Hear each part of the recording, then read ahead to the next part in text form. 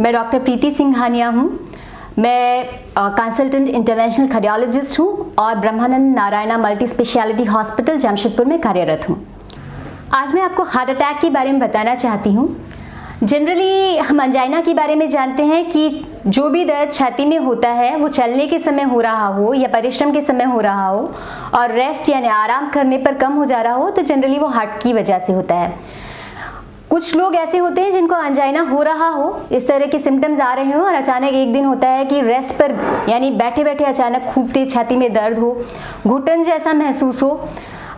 बिल्कुल बेचैनी होने लग जाए, खूब पसीना आए, उल्टी का सा मन हो, तो उस समय जनरली वो हार्ट अटैक आया हुआ होता है। पर कुछ लोग ऐसे भी होते हैं जिनको कभी भी अंजाइना के सिम्टम्स ना आए हों, इससे पहले कभी छाती में दर्द ना हुआ हो, उनको भी किसी दिन अगर अचानक से छाती में दर्द हो, खूब पसीना आए, बेचैनी हो, घुटन हो, तो ऐसा नहीं है कि उनको हार्ट अटैक नहीं हो सकता। ये सिम्टम्स उनमें भी हार्ट अटैक को ही सिग्निफाई करते हैं और उनको अर्जेंटली मेडिकल एड लेना चाहिए। हार्ट अटैक एक मेडिकल इमरजेंसी है बिकॉज 30% लोग अस्पताल पहुंचने से पहले ही मर जाते हैं। इसमें डेथ रेट इतनी ज़्यादा है क्योंकि हमारा हार्ट है वो इस चीज़ के लिए प्रिपेयर्ड ही नहीं होता कि अगर ब्लड सप्लाई रुक जाती है, अगर खून का बहाव रुक जाता है तो उसको डील कर पाए। एक्चुअली खून के रुकते ही हमारे हार्ट के सेल्स मरने लगते हैं। तो अगर हार्ट अटैक की स्थिति पैदा होती है तो मेरा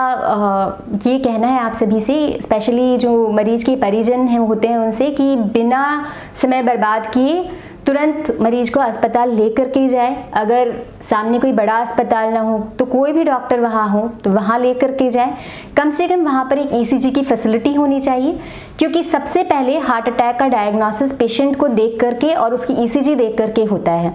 अगर ईसीजी नॉर्मल भी आती है लेकिन अगर दर्द बना हुआ रहे तो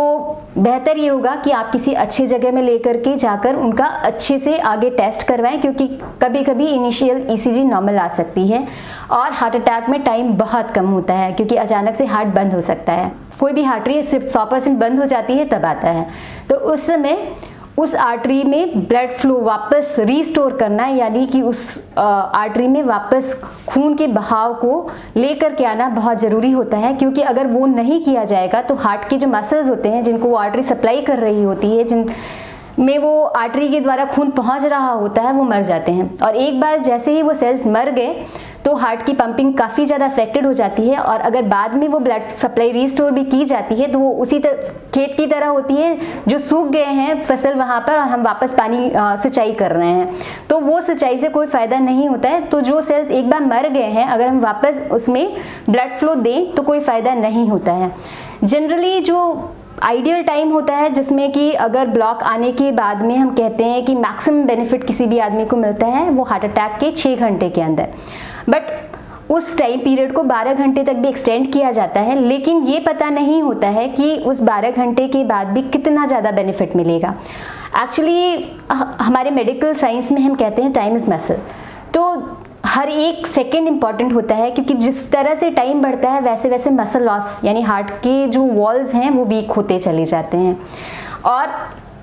इस आर्टरी को खोलने के लिए जो एक समय निर्धारित किया जाता है वो है कि अगर दवाओं द्वारा उसको खोला जा रहा है तो जैसे मरीज हमारे पास में आता है तो विदिन 30 मिनट्स जो एक स्टैंडर्ड क्राइटेरिया है उसके अकॉर्डिंग हमें पेशेंट को दवा पे स्टार्ट कर देना है ताकि बहाव चालू हो। और अगर एक ऐसी सेंटर में फैसिलिटी है कि जहाँ पर